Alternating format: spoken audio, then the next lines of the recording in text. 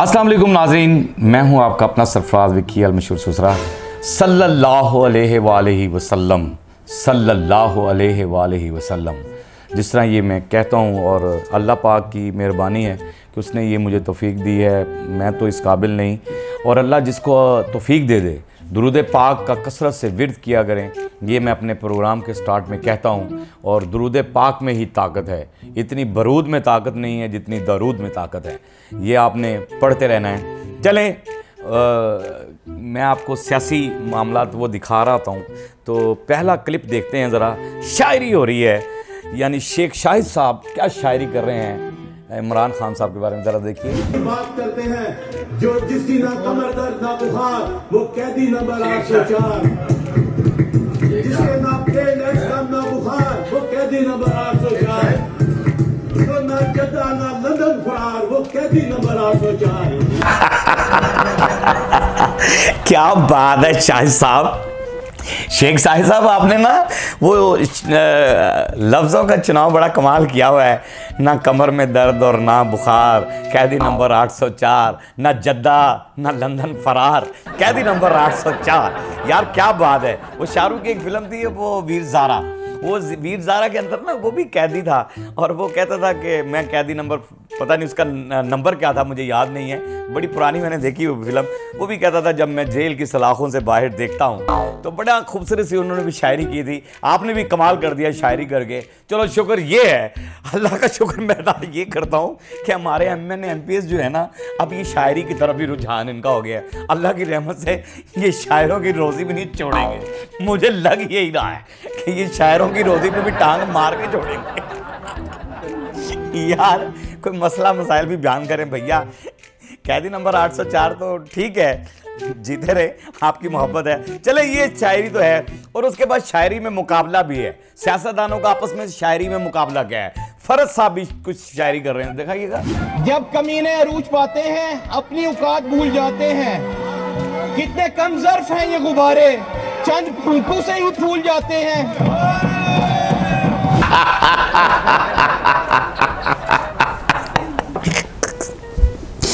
क्या बात है फरद अब्बास साहब, क्या शायरी है आपकी यार।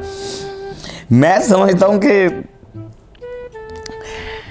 ये जो लफ्ज़ है ना, मैं पहले भी कहता होता हूं अपने प्रोग्राम में कि लफ्ज़ ऐसे बोलने चाहिए आपस में एक दूसरे को रिस्पेक्ट के हवाले से। यानी कमीने अरूज पाते हैं। और चलें, बहरहाल मैं तो इसमें कुछ नहीं कह सकता, लेकिन आपके मैं लफ्ज़ ये सोचता हूँ कि लफ्ज़ अच्छे बोलने चाहिए, शायरी करें। वो कैदी नंबर 804 पे उन्होंने शायरी की है। फरद अब्बास साहब, आप भी कुछ ऐसी शायरी करते, कोई मज़ेदार सी आप भी शायरी करते थे। और लफ्ज़ जो हैं तो ठीक, बात आपने बिल्कुल सही की है, शायरी कमाल की है कि जब कमीने अरूज पाते हैं तो अपनी औकात भूल जाते हैं। और वाकई ऐसी बात ही है। आग में हाथ डालोगे जल जाओगे। देखिएगा ज़रा डोनाल्ड ट्रंप साहब ने क्या कहा है। Hello, my Pakistani American friends. I promise, if I win, I will try my best to get Imran Khan out of jail as soon as possible. He is my friend. I love him. I will support him to take over the government again and rock, and we will work together to make our ties stronger. Imran Khan, Zindabad. Very good ji. Donald Trump साहब कह रहे हैं अगर मेरे खान साहब best friend हैं और उनकी रिहाई के लिए मुतालबा भी कर रहे हैं, और कह रहे हैं कि जब मेरी हुकूमत आ जाएगी तो अगर मैं अमेरिका में होगी मेरी हुकूमत, मैं सदर होऊंगा अमेरिका का, तो मैं पाकिस्तान में इमरान खान को भी सीट पर बिठाऊंगा, उन्हें भी ले आऊँगा। बहरहाल जिसको मर्जी लेकर आएँ। कहने का मकसद है कि पहले भी अमेरिका के ही मामलात हैं सारे।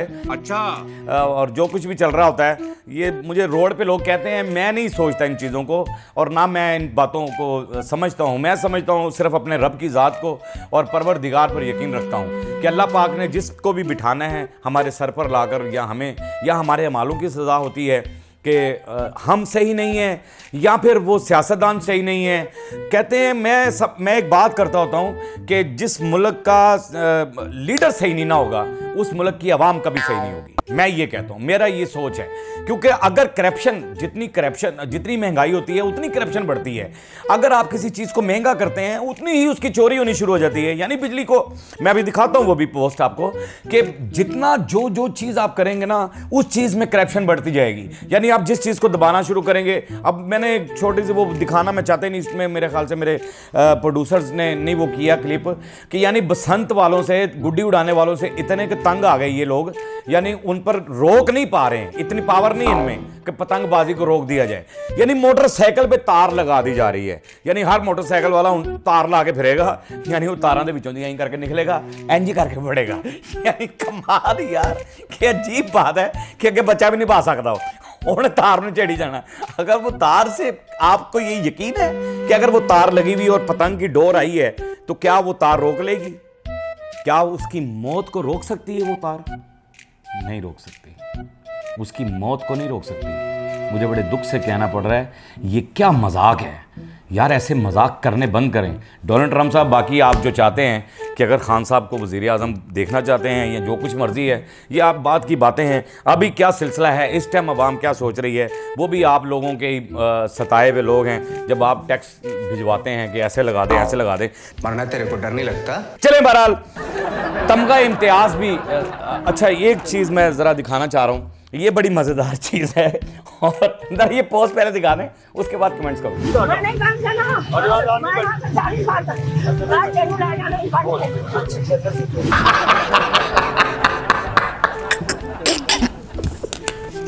यार वेरी गुड अम्मा जी, कहती तू मेरा वोट चोरी किया है, मैं तेन वट के लै जाना है।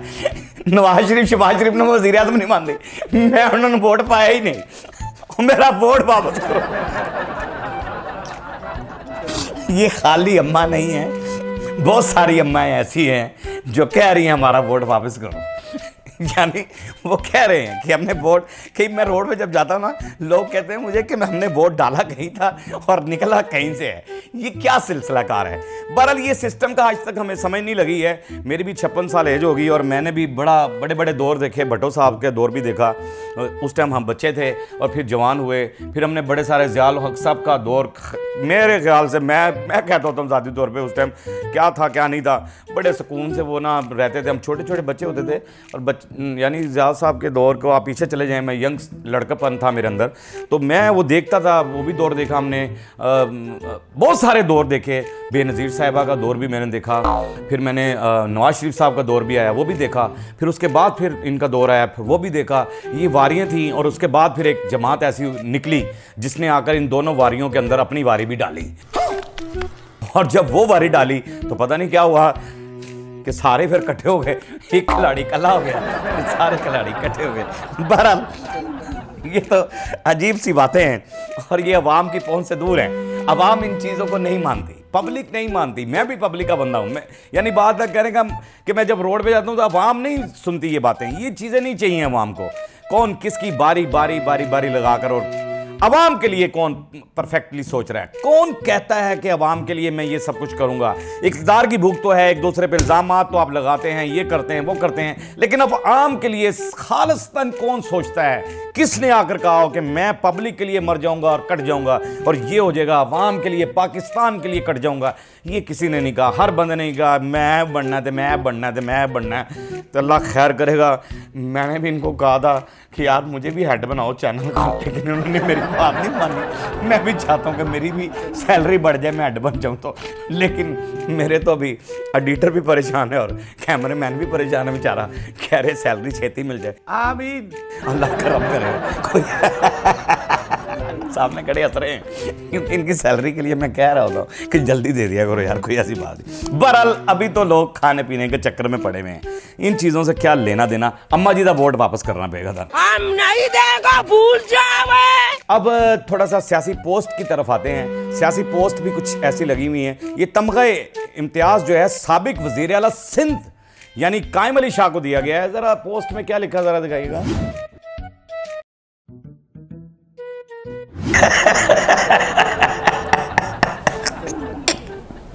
अच्छा यार, ये सोशल मीडिया पे ना, ये मैं सोचता हूँ कि जो कमेंट्स करते हैं जो लोग नीचे लिख देते हैं कि बिला वजह ज़्यादा जिंदा रहने पर यानी बिला वजह ज़्यादा जिंदा रहने पर सही कैम अली शाह को जड़ा ना तमगा इम्तियाज मिल गया है। अदा सही यार तो मत से यार, अरे भैया ऐसी पोस्ट मत लगाया करें, बुरी बात है, ऐसी बातें नहीं लिखा करते। जिसने भी लगाई है मैं ये कहता हूँ कि ऐसी बातें नहीं लिखनी चाहिए। ज़्यादा ज़िंदा रहना, ज़िंदगी और मौत जो है वो मेरे रब के हाथ में है। तमगा इम्तियाज़ क्यों दिया है, बड़ी ये तो हर बंदे को जिसको भी मिला है तमगा इम्तियाज़, कुछ चंद लोगों के ऊपर तनकीद बड़ी हुई है और कैम अली शाह साहब के ऊपर भी तनकीद हो गई है। मुराद अली शाह साहब को देना था जो बेचारे काफ़ी अरसे से लगे हुए हैं सिंध के अंदर, और ये तो साबिक थे, चले गए। इन्होंने कोई ऐसा काम भी मेरे ख्याल से कैम अली शाह साहब की काम भी नज़र नहीं आए। मुराद अली शाह साहब ने बड़े कुछ करते हैं और बड़ा मैं देखता हूँ उनको, बड़े काम वाम करते हैं। तमगा इम्तियाज़ उनको भी मिल जाना चाहिए था। बहरहाल ये लफ्ज़ जो हैं लिखते हैं ना कि ज़्यादा, यार आप कौन होते हैं इस बात को करने वाले कि ज़्यादा बिला वजह ज़्यादा ज़िंदा रहने पर। ज़िंदगी और मौत तो रब के हाथ में है।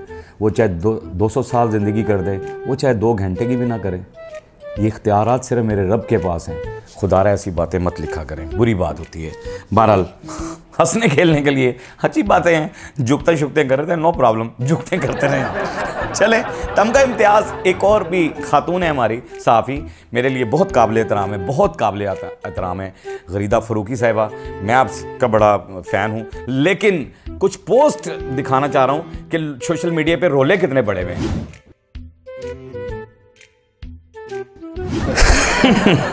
चले, गरीदा फ़रूकी साहिबा, ये तो हर बंदा अवार्ड लेने के बाद ना ये कहता ज़रूर है मेरी माँ की दुआएं हैं और मेरे दोस्तों की मोहब्बत है और फ़लाँ है, ये है वो है मेरे काम से, और मैं आइंदा ईमानदारी से सहाफ़त में अपना वो किरदार अदा करूँगी और ईमानदारी से सारा कुछ करूँगी।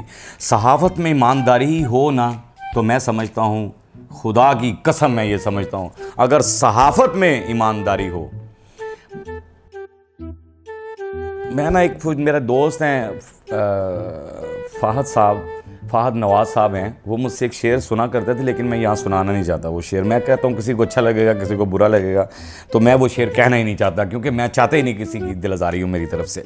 बहरहाल तमगा इम्तियाज़ आपको मिला, बड़ी तनकीद हुई, बड़े लोगों ने ये कहा क्यों दिया गया है, गरीदा फ़रूकी को क्यों दिया गया है। मैंने रोड पर शो करने गया, लोगों ने कहा 1 साइडेड ये मामला था, ये था, सिफारिशें थी, पीछे कुछ था, ये था। आप तो कह रही ना दुआओं से काम तो बनते हैं, बड़ी दुआएं लेनी चाहिए, लेकिन उन गरीब लोगों की भी दुआएं लें, उन सच्चे लोगों की भी दुआएं लें जो आपको मिलते रहे हैं। वो मैं एक पोस्ट, आपका एक क्लिप वायरल हुआ था जिसमें आप कह रही हैं कि सिर्फ उनकी बात ही कीजिएगा जिनके लिए आप निकली थी। बहरहाल चलें, कोई बात नहीं।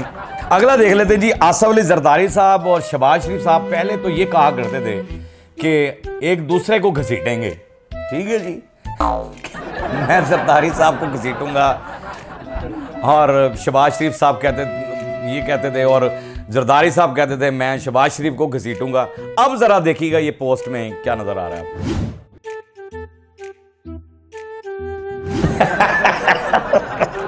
अब दोनों हाथ मिलाकर कह रहे हैं कि इजी हो जाए, लाहौर और लाड़काना की सड़कों पर हम अवाम को घसीटेंगे, और वाकई घसीट रहे हैं। अभी तो कुछ दिन हुए हुकूमत बनी, खुदा की कसम वाकई घसीट रहे हैं भी, पब्लिक रो रही है। वो आटे की एक लाइन मैंने देखी थी कि उसके अंदर लाइन लगी हुई है, और मैं समझता हूँ, यानी बाय द वे अगर मैं कार्ड दिखाऊंगा, मैं जाकर अगर कार्ड दिखाऊंगा, आईडी कार्ड अपना दिखाऊंगा, तो मैं मजबूर हूं तो दिखाऊंगा, अगर मैं मजबूर नहीं हूं तो मैं आईडी कार्ड क्यों दिखाऊंगा अपना। और फिर आप एक थैला देकर और साथ फोटो भी खींचते हैं, यानी तजलील की इंतहा इतनी है कि मांगने वाले को, मजबूर को दिया भी जा रहा है और उसकी तस्वीर भी खींची जा रही है, मुआशरे में उसे अयां भी किया जा रहा है कि ये है वो बंदा जो सफ़ेद पोश अपने आप को जो बेचारा रगड़ा जा रहा है, और उसकी तस्वीर भी वायरल होती है एक आटे का थैला लेकर। 1 महीने में एक आटे का थैला नहीं खाया जाता, उसके अंदर तो 10 आटे के थैले भी हों तो वो कम हैं, क्योंकि 3, 4, 5, 6 थैले तो वैसे ही लग जाते हैं आटे के। और फिर वो आईडी कार्ड जो दिखाते हैं, जो जलालत हो रही होती है, यानी 100 बंदा लाइन में लगा है और उसने कार्ड दिखाए हैं तो 90 को रिजेक्ट कर दिया आपने। किस लिए रिजेक्ट कर दिया कि ये, यानी मुझे सबसे पहली बारीकी ये बात सुनने वाली है, आपको देखने वाली ये है कि जो लाइन में लग गया ना, समझो वो मजबूर ही है तो लगा है, वगरना आम बंदे को क्या जरूरत है लगने की लाइन में? जो मजबूर नहीं है तो उसको क्या जरूरत है लाइन में लगेगा? अरे जो मजबूर है वही बेचारा लगेगा यार। यहाँ तो रोना भी आता है और दुख भी होता है, तकलीफ भी होती है जब मैंने देखी। और मैं, हो सकता है मैं भी लगाऊंगा लाइन में, फिर क्या होगा? मैं भी शायद लाइन में लगाऊं और मेरा भी आईडी कार्ड रिजेक्ट हो गया। और मैं तो साफ बंदा हूँ, साफ को बंदा हूँ। मैं भी लगा था क्योंकि मैं भी सफ़ेद पोश हूँ, मैं भी लगा था। मैंने भी दिखाया अपना आईडी कार्ड कि देखें ज़रा, तो उन्होंने कहा रिजेक्ट। उन्होंने कहा पासपोर्ट बना हुआ है आपका, बैंक अकाउंट है। यार पहले जाकर चेक तो करो वो बैंक अकाउंट में कोई पैसे पड़े भी हैं कि नहीं है। बात तो सही है, ये भी तो चेक कर लें। वो पासपोर्ट पे मैंने कुछ सफ़र किए भी हैं कि नहीं किए हैं मुल्क के अंदर? मैं मुल्क से बाहर गया भी हूँ कि नहीं गया हूँ? मैंने मुल्क से बाहर जाकर कोई पैसा कमाया है या नहीं कमाया है? वो पासपोर्ट तो इस लालच में बना लेता है बंदा कि यार शायद कहीं जक लगेगा तो मैं पासपोर्ट बना हुआ होगा, मैं कहीं बाहर निकल जाऊंगा। बैंक अकाउंट इसलिए खोल लेता है बंदा कि चल यार जो कोई 1000 रुपये भी बचा तो बैंक में डाल दूंगा, कहीं दुख में सुख में वो मेरे काम आ जाएगा, इसलिए करते हैं। वो तहकीकात करने वालों ज़रा देखो तो सही कि कौन मजबूर है और कौन नहीं मजबूर है। बहरहाल छोड़ें, मैं तो अपनी पाकिस्तान की आवाम के लिए बातें कर रहा होता हूँ कि ऐसा ही होना चाहिए। आगे ज़रा गरीदा फरूकी साहब, तमगा इम्तियाज़ आपको मिल गया है और दुआओं से मिल गया है, जैसे भी मिल गया है इसका ख्याल रखिएगा। बड़ी इज्जत से बड़ी मुश्किल से मिलते हैं ये तमगे। बात तो सही है। ये पोज ज़रा देख लीजिएगा।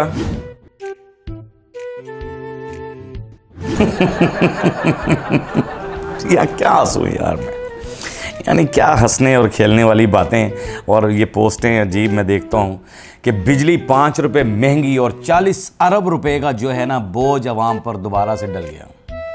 यानी 40 अरब, मेरे प्रोड्यूसर ने मुझे देखा तो मैंने उसकी तरफ देखा है। ये ऐसे करके ना मैं यूँ देखता हूँ, ये मत समझिएगा कि मैं कोई उधर लिखा हुआ पढ़ रहा हूँ, है लिखे है, ये पागल है मैं। अब एक तरफ तो कह रहे हैं ये बिजली महंगी, 40 अरब रुपए का बोझ डल गया, और दूसरी तरफ मरियम नवाज साहब की एक पोस्ट दिखा दो जरा। मरियम नवाज साहबा जो है ना 50,000 सोलर्स दे रही हैं अवाम को। यार बिजली महंगी कर कर दे रही हैं, यानी अवाम का पहले पैसा इकट्ठा करेंगी, वो बिजली महंगी में से जो महंगी कर दी बिजली वो बिल आएंगे, बेपनाह पैसा आपके पास इकट्ठा हो जाएगा, बिलों की मद के अंदर बेपनाह पैसा इकट्ठा हो जाएगा, और फिर आप वो पैसा इकट्ठा करके उसके बाद सोलर सिस्टम देंगे या नहीं देंगे ये भी आगे कोई पता नहीं है, मिलेगा या नहीं मिलेगा। दावे तो बहुत है, 300 यूनिट बिजली फ्री के भी दावे थे आपके कि 300 यूनिट बिजली फ्री दे दी जाएगी। अब बिजली महंगी कर दी जा रही है। अवाम कहां जाए, बिल दे बिजली का या अपने बच्चों को रोटी खिलाए, क्या करे ये मुझे समझ नहीं आ रही है। क्या बात है, कौन सा ऐसा बंदा आएगा, कौन सा ऐसा चिराग होगा, कौन सा ऐसा जादू चलेगा जहां पर गरीब अवाम आसानी से खुशहाल जिंदगी बसर करेगी। मुझे ये समझ से बाहर है कैसे होगा ये सारा कुछ। 40 अरब रुपया जो है वो आपने इकट्ठा करना है अवाम से बिजली के बिलों की मद में, और जो सोलर सिस्टम पर खर्चा आ रहा है वो 12 अरब है। अब मुझे बताइए कि 40 अरब रुपए में से सिर्फ 12 अरब रुपया हम पर लगाया जा रहा है, और वो कब लगाया जाएगा, कब नहीं लगाया जाएगा, और किस पे लगाया जाएगा? मेरे घर पे लगाया जाएगा, आम गरीब आदमी के घर पे लगाया जाएगा, किसके घर पे लगाया जाएगा, या उन चहेतों के घर पे लगाया जाएगा जो आपके बहुत करीब तर हैं और बहुत ज़्यादा वो ऐसे हैं, उनके घर पे लगाया जाएगा? ये मुझे नहीं पता, क्योंकि हमने नहीं देखा आज तक कि कभी। मैं आपको बार बार कह रहा हूँ, ये प्रोग्राम में मैं कह भी रहा होता हूँ कि यकीन जानिए वाकई मेरा पूरा मोहल्ला, मैंने एक घर का दरवाज़ा खड़का के पूछा है कि राशन आप तक पहुंचा। जैसे आपने कहा राशन और ये सोलर सिस्टम भी मैं घर घर जाके दरवाज़ा खड़काऊंगा, पूछूंगा अपने मोहल्ले में, कम से कम ज़रूर पूछूंगा, अपने एरिया में ज़रूर पूछूंगा कि हाँ जी भैन ताड़े घर से लग गया कुछ सोलर सिस्टम, नहीं ये पूछूंगा ज़रूर। और ये दरवाजे भी खड़का के मैंने पूछा कि राशन कोई पहुँचा है, तो किसी ने नहीं कहा। मेरे घर में, मेरे मोहल्ले के अंदर कोई 200-400 घर है इधर उधर, तो किसी ने नहीं कहा। बहरहाल किसी एक नहीं कहा होता मुझे। बहरहाल आप अच्छे काम करें, आपके लिए बड़े चैलेंज हैं, आप अच्छे काम करें, काम करके फिर बताएं। मजेदारी ये है, यानी आपने काम कर दिया है, हाय हाय क्या बात है, क्या खूबसूरत बात है कि एक भूखे को आपने खाना खिला दिया, और खाना खिलाने के बाद आपने उसको पानी पिलाया और कहा कि यार मैंने इसको, भाई ये भूखा था इसलिए मैंने इसको खाना खिला दिया है।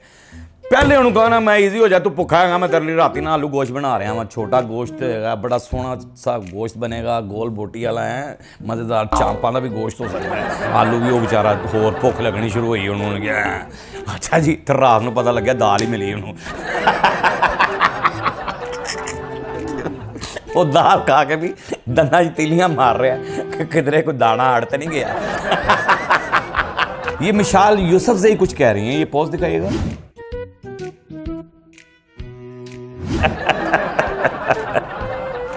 यार मिशाल साहबा क्या खतरनाक हो गए हैं।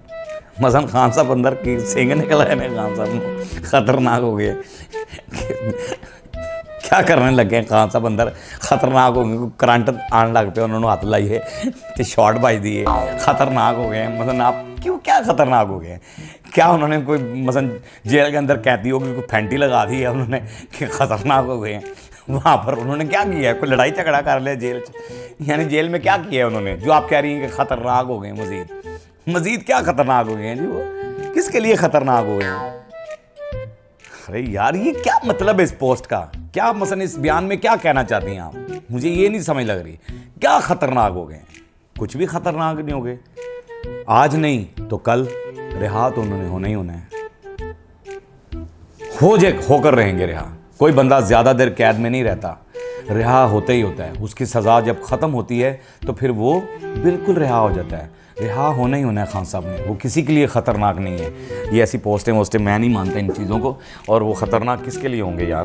किसी के लिए भी ख़तरनाक नहीं है। बहरहाल मैं इन चीज़ों को नहीं मानता। और कितना ख़तरनाक हो गए हैं ये जो है ना, मेरे व्यूवर्स जो हैं वो कमेंट्स बॉक्स में बताएंगे मुझे कि कितने ख़तरनाक हो गए हैं यार। वो तो मैंने तो कभी अभी ऐसा कुछ नहीं सुना, कोई ख़तरनाक बयान उन्होंने दे दिया हो, कोई ख़तरनाक बात ऐसी कर दी हो जो बड़ा ख़तरा हो गया हो हमें कि बड़ा यार खान साहब तो इंज कर देंगे, कुछ पता नहीं जेल दियाँ उन्होंने सुल्तान राही बन गए अंदर के जेल दियाँ सलाखा ही करके तोड़ना शुरू कर रहे हैं कि निकल रहे बाहर मलंगी बाहर।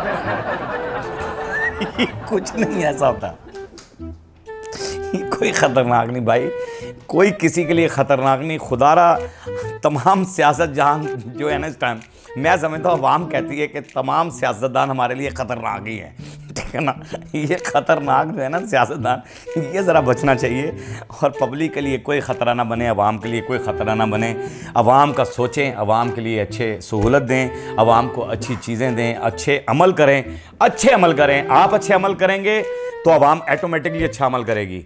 अगर एक लीडर इस्लाम की राह पर सीधे रास्ते पे चलता है, दीन को फैलाता है और दीन की समझ देता है लोगों को, और अल्लाह और अल्लाह के नबी के रास्ते पर चलता है खुद से, जब वो खुद चलता है तो ऑटोमेटिकली अवाम भी उस चीज़ पे चलनी शुरू हो जाती है। सऊदी अरब में देख लें, आज भी अजान होती है, लोग अपनी दुकानें बंद नहीं करते हैं, खुली छोड़कर चले जाते हैं मस्जिद की तरफ, गामजन हो जाते हैं, भागते हैं, दौड़ते हैं मस्जिद की तरफ अजानें जब वहाँ पर होती हैं। किस लिए? कि वहाँ के हुक्मरान ऐसे हैं, वो ये करते हैं अमल, तो इसलिए अवाम भी वहाँ पर ये अमल करती है। मैं मदीने पाक गया, अल्लाह पाक मुझे ले गया था, तो वहाँ पर कुछ चीज़ गिरी हो ना नीचे, तो कोई बंदा उठाता नहीं है। कोई नीचे कोई पैसा गिरा है, कुछ चीज़ गिरी है, तो वो उठाता नहीं है कि मदीना है, क्योंकि वहाँ के हुक्मरान नहीं उठाते नीचे से। तो वो इसलिए सारे सिलसिलेकार हैं। बड़ा कहने को बहुत कुछ है, बहुत मज़ीद भी नेक्स्ट वीक भी आपसे मुलाकात होगी, बहुत सारी बातें होंगी। फिर भी मैं ये कहता हूँ कि ये सारी चीज़ों के बाद हमारा मुल्क जो है वो फिर भी महफूज हाथों में है, महफूज हाथों में है।